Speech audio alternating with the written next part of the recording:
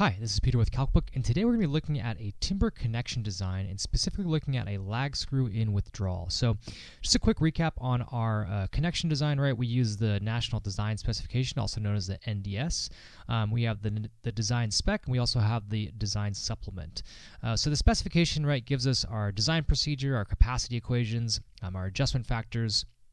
Right, we can look at which direction in loading we have, whether lateral loading or withdrawal loading, and then we are generally looking at dowel type fasteners, bolts, lag screws, wood screws, nails and spikes, drift bolts, and drift pins. And then the supplement, right, that gives us reference design values for the wood members, shape properties, other specific adjustments if needed. We don't use this one as much for connection design, but if we need to reference anything for the members, we will find the information in the supplement. So a quick overview of withdrawal loading, which we're going to be looking at today. Right, we have our reference tables for withdrawal values, but CalcBook is going to calculate that for us automatically based on our specific parameters, so it makes it pretty easy. And we have a couple different equations for withdrawal, for the nominal reference design withdrawal value, depending on what we're looking at. But for lag screws, right, we're going to be looking at equation 12.2-1. And let's go ahead and take a look at our problem statement. Right, we're going to be verifying the connection given the following parameters. So we've got a guardrail post here. We're going to assume that all the members are Douglas fir larch. We have a 5/8 diameter lag screw, and we are going to be figuring out what the required penetration depth is to resist the applied loading. We have a dry fabrication condition but wet service condition. We're going to be using ASD loading, and we have determined that the tension on our bolt is going to be 900 pounds. So let's go ahead and open up CalcBook, and we'll get started on the design. All right, we've got CalcBook open now, so we're going to click into our NDS 2018, go into our connection design, and then we'll go into click into our withdrawal load on a dowel type fastener and click continue and get that loaded up. So let's go ahead and start with our inputs here. We're going to change the selection for the dowel type to a hex lag screw. The diameter we said is going to be 5/8, so we'll start there. The penetration, right, just to remember here, it's into the member that you want to resist the loading from. So if you have two members here, it's going to be into the second member, right? Or if it's just into a steel plate into a member or something like that, just whatever that distance is, it's going to be actually resisting the applied load and withdrawal. So for us, right, we need to figure this out. So let's just start with 3 inches and see where that gets us, and then we can come back and update it as needed. So our member properties, right, the member that we are lagging into, we said is a Douglas fir larch.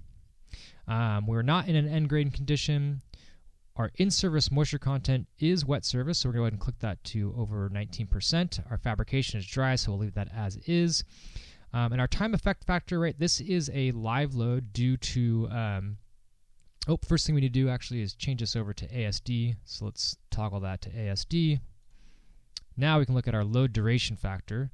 Right, this is a live load, right? This is a railing live load.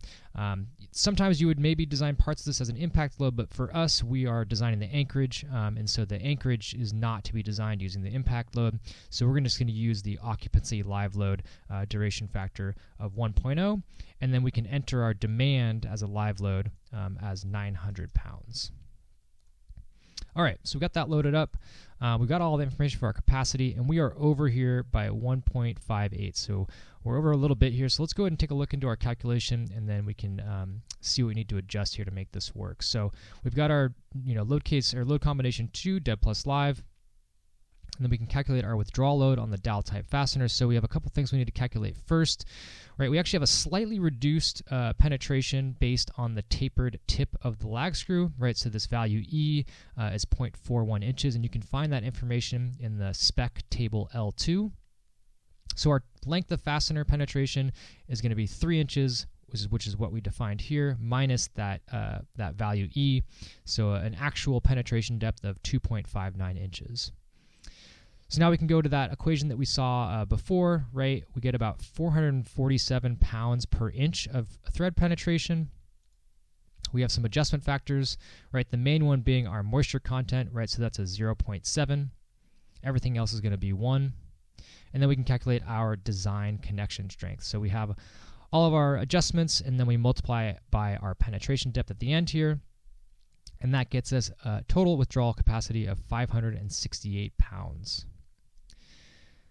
And that gives us a DCR of 1.58. So we need to basically increase our penetration depth. So let's go up to 4 inches, see what that gives us. All right, we're still slightly over, so 5 inches. So 5 inches gives a DCR of 0.89, so we maybe could do 4.5 or something like that. So we're going to need, a 6 by or an 8 by board there to resist that loading. So that is a withdrawal calculation in CalcBook. We hope you enjoyed the video. If you have any questions or suggestions for other videos, please let us know in the comments below, and we'll see you next time.